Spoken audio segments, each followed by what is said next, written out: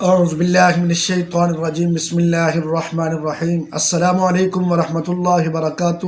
آپ دیکھ رہے ہیں A to Z عملیات چینل۔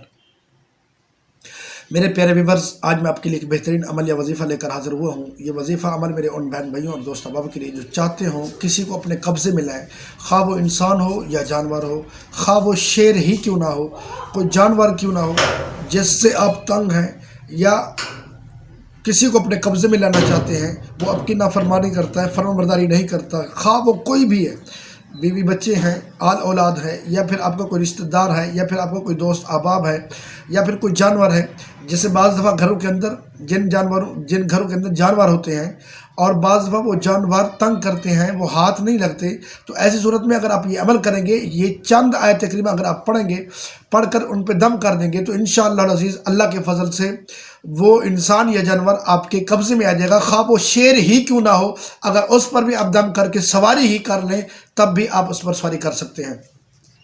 آپ نے کرنا یہ ہے کہ ان آیت کریمہ کو اپنے پڑھنا ہے۔ وہ آیت یہ ہے: سبحان الذی سخر لنا ھذا وما كنا له مقرنین ان نشأ ننزل علیہم من السماء آیۃ فظلت اعناقهم لها خاضعین وان لکم فی الانعام لعبرۃ نسقیکم مما فی بطونها من بین فرس ودم لبنا خالصا سائغا للشاربین وشجرۃ تخرج من طور سیناء فَسَيَكْفِيكَهُمُ اللَّهُ وَهُوَ السَّمِيعُ الْعَلِيمُ وَلَا حَوْلَ وَلَا قُوَّةَ إِلَّا بِاللَّهِ الْعَلِيِّ الْعَظِيمِ۔